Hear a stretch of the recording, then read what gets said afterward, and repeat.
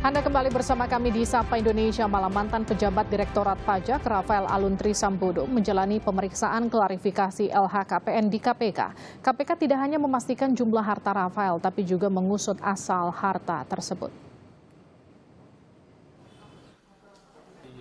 Mantan pejabat Direktorat Pajak Rafael Alun Trisambodo mendatangi gedung KPK. Rafael menjalani pemeriksaan untuk mengklarifikasi harta kekayaannya yang tercatat di LHKPN. Dalam LHKPN 2021 tercatat harta Rafael mencapai 56,1 miliar rupiah.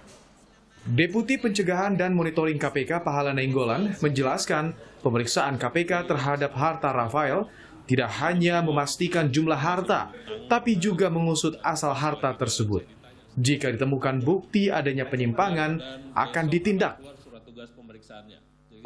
Berapapun hartanya silakan aja ditaruh di LHKPN. Nggak ada kesalahan orang kalau punya hartanya tinggi, sepanjang asalnya bisa dipertanggungjawabkan. Nah ini karena orang hartanya besar, kita cari pertanggungjawaban asalnya, gitu ya. Kalau asalnya degratifikasi, pas buktinya ada, pasti kita pindahkan ke teman-teman di penindakan, gitu. Jadi target kita bukan sekedar mengklarifikasi ini hartanya benar apa enggak, tapi asalnya dari mana. Kalau asalnya bisa dipertanggungjawabkan, kalau di LHKPN kan asal harta kan cuma disebut waris, hibah dengan akta, hibah tanpa akta, hasil sendiri. Cuma itu aja. Nah ini yang kita dalam ini sekarang, termasuk laporan PPATK kita baca, mau dia pakai apa gitu, kita baca sekarang. Ya, tapi targetnya sekali lagi bukan hanya meyakinkan bahwa hartanya 51 miliar, tanahnya itu ada semua, lantas yang lainnya oke gitu, enggak gitu. Kita cari asalnya sekarang. Makanya jadi agak lama karena kita cari asalnya, dan ini periodenya panjang ke belakang. PPATK seperti saya bilang 2003 transaksinya udah disebut, walaupun dia belum wajib lapor. Kira-kira itu ya. Terkait kendaraan mewah yang dipamerkan anak Rafael, Pahala Nainggolan menyebut mobil Jeep Rubicon bukan atas nama Rafael. KPK juga menemukan alamat pemilik STNK berada di gang sempit di Jakarta. Itu tim sudah ke lapangan, benar itu memang bukan atas nama yang bersangkutan, STNK dan PKB-nya gitu. Dan kita datangi alamat yang kita punya gitu, itu gang di daerah Mampang sana. Jadi memang orangnya udah pergi, tapi itu alamat di dalam gang. Jadi kita pikir ini tidak mungkin dia punya itu. Tapi barusan diklarifikasi ke yang bersangkutan itu memang bukan atas nama yang bersangkutan, tapi atas nama kakak yang bersangkutan. Jadi dari yang di gang, lantas dia beli, dia jual lagi ke kakaknya. Jadi kita bilang ya sudah, gitu. Kasih unjuk aja dokumennya, nanti dia akan bawakan. Gitu. Itu yang yang Rubicon. Yang Harley Davidson karena nggak ada plat nomornya, kita juga nggak bisa cari kemana-mana. Sebelumnya, Menko Polhukam Mahfud MD meminta agar dugaan pencucian uang Rafael Alun diusut tuntas. Yang tidak sesuai dengan profil pekerjaan yang bersangkutan, yang sejak tahun 2012 saya punya suratnya dari Kejaksaan Agung dan dari PPATK, itu sebenarnya tahun 2013 berdasar surat yang dibuat tahun 2012 dari Kejaksaan Agung. Kemudian 2013 PPATK sudah berkirim surat ke KPK tentang adanya beberapa hal yang diduga pencucian uang dan proses didapat yang tidak sah oleh saudara Alun sebagai orang tuanya. Ini bukan karena kita benci, bukan karena kita dendam, tetapi kita mau menegakkan hukum dan mendidik masyarakat di negeri ini. Harta kekayaan Rafael Alun menjadi sorotan setelah terjadi kasus penganiayaan berat yang dilakukan anaknya Mario Dandi. Di media sosial, Mario diduga sering memamerkan harta kekayaannya, termasuk mobil mewah Jeep Rubicon dan motor Harley Davidson. Tim Liputan, Kompas TV. Saudara, apakah ada sanksi bagi ASN yang pamer harta? Apa yang perlu dievaluasi dari pelaporan harta pejabat publik agar tak terjadi penyelewengan? Kita berbincang dengan anggota Ombudsman RI, Robert Naendi Jaweng. Pak Robert, selamat malam. Pak Robert, mungkin masih di mute sambungannya, boleh tolong diperbaiki, Pak? Saya juga akan sapa Wakil Ketua Komisi Aparatur Sipil Negara KASN, Pak Tasdik Kisnanto. Pak Tasdik, selamat malam. Selamat malam, Mbak Widya. Pak Tasdik, saya mau minta komentar Anda dulu soal pengunduran diri yang ditolak oleh Kemenkyu. Iya. Apa yang diputuskan oleh pimpinan Kemenkyu menolak pengunduran diri, saya rasa itu sudah sesuai dengan ketentuan, terutama PP nomor 94 tahun 2021. Jadi karena memang ada kebutuhan untuk proses pemeriksaan terkait dengan masalah kecurigaan, dugaan pemilikan harta kekayaan yang tidak layak, maka keputusan untuk menolak atas pengunduran diri ini saya rasa sudah sesuai dengan ketentuan perundang-undangan yang berlaku. Pak Tasdik, tanggapan Anda soal ASN yang kemudian suka pamer harta serta dugaan harta yang dimiliki tidak wajar oleh Alun? Iya. Jadi ini masalah perilaku ya, masalah perilaku terkait dengan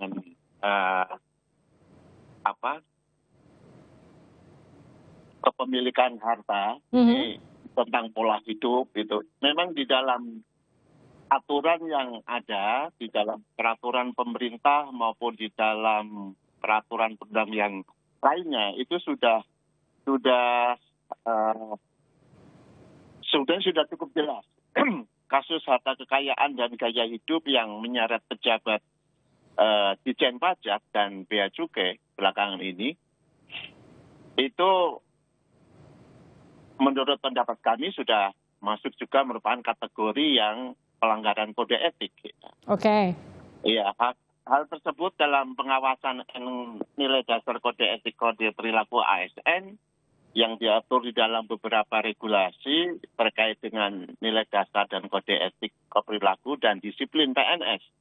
Di antaranya itu sudah jelas diatur di dalam peraturan pemerintah nomor 42 tahun 2004. Kemudian di mana salah satu ketentuan mengatakan bahwa pasal 10-nya mengatakan bahwa etika dalam bermasyarakat meliputi mewujudkan pola hidup sederhana. Oke. Ini ya. Kemudian di dalam pasal 11-nya juga ditegaskan etika terhadap diri sendiri meliputi penampilan sederhana, rapi dan sebagainya. Jadi iya.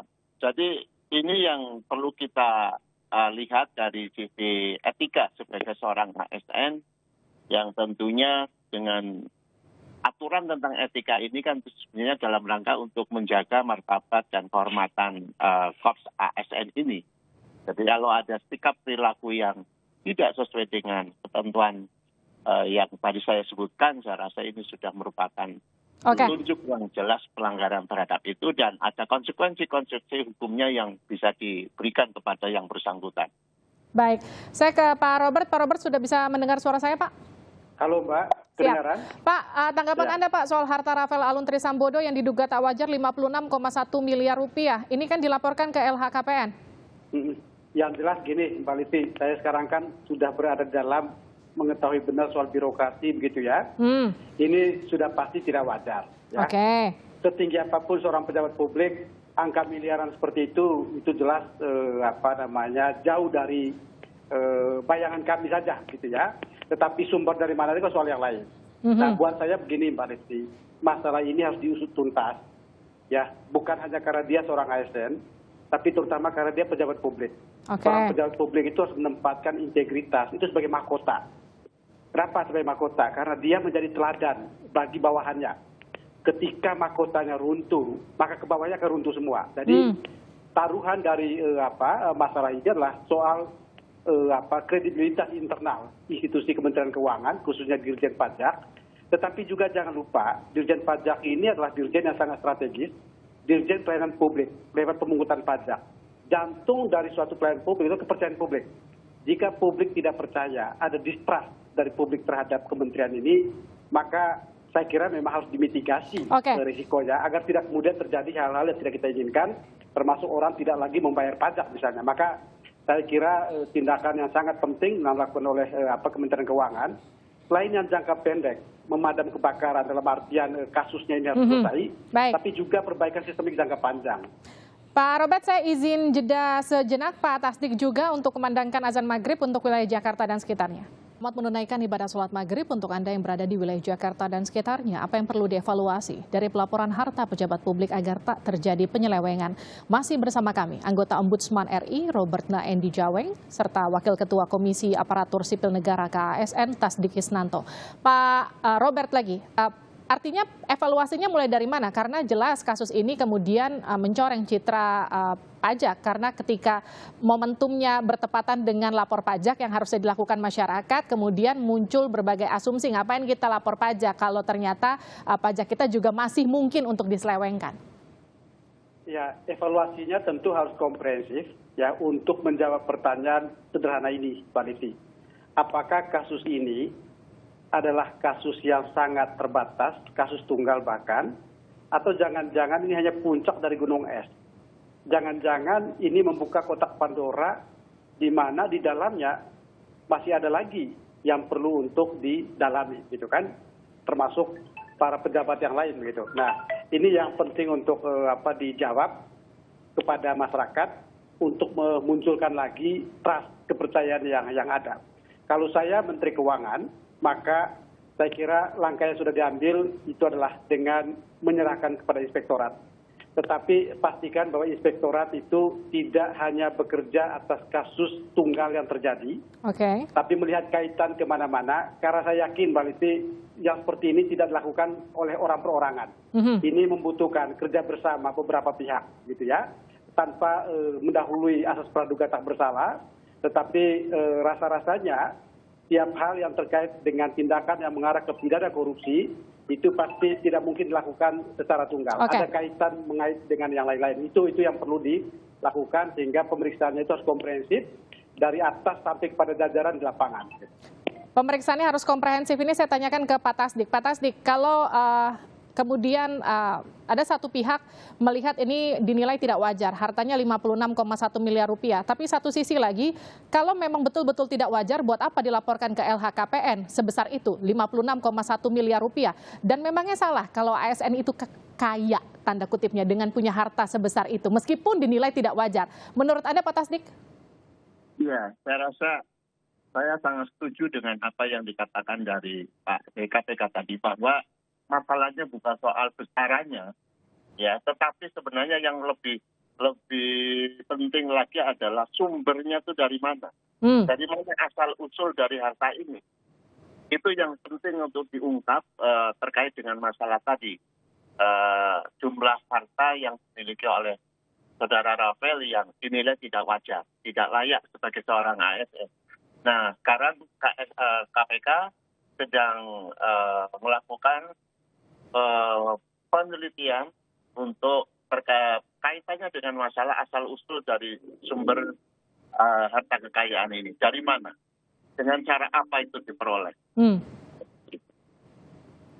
Dan ini juga pada momen ini kita juga harus bisa menarik satu hikmah dari kasus ini.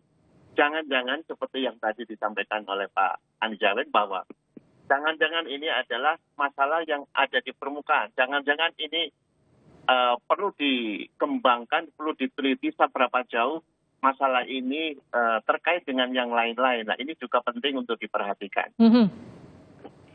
Jadi jangan sampai kemudian membuka kotak Pandora, ternyata banyak juga masalah-masalah serupa yang ada di dalam, begitu ya? Iya, betul. Jadi memang harus begitu, dan ke depan bagaimana upaya yang harus diperbaiki dalam sistem pengawasan internal, supaya ke depan bisa tercegah dari kejadian-kejadian kasus-kasus seperti ini. Saya ke Pak Robert. Pak Robert, lapor LHKPN aja cukup? Karena kan kalau lapor LHKPN itu kan sanksinya hanya administratif, tidak ada sanksi pidana, kecuali memang setelah diusut ditemukan ada dugaan pencucian uang dan terbukti dan segala macam unsur korupsi mungkin di dalamnya. Ya, laporan itu sendiri adalah proses administratif biasa sebenarnya, Pak Alifi ya. Tetapi disitulah dituntut kejujuran, integritas seorang pejabat. Tetapi bila kemudian ternyata kan KPK tidak hanya kemudian mendiamkan saja laporan yang ada, pasti juga akan dilakukan berbagai upaya untuk menindaklanjuti jika ditemukan tidak saja jumlah kekayaan yang fantastis, tetapi juga ada kecurigaan terhadap asal-usul tadi, maka saya kira KPK itu pasti punya cara untuk mengembangkan ke hal-hal yang mungkin sifatnya ke penindakan. Gitu. Jadi memang administratif dan tidak ada sanksi bahkan begitu. Tetapi ini kan adalah dokumen dasar, bahan dasar bagi KPK untuk dikembangkan ke yang lain-lain. Dan saya kira itulah yang terjadi dengan beberapa upaya penindakan yang terjadi selama ini, termasuk yang OTT juga. Baik, terima kasih Pak Robert Andi Jaweng dan juga terima kasih juga Pak Tasdik telah bergabung bersama kami di Sapa Indonesia Malam.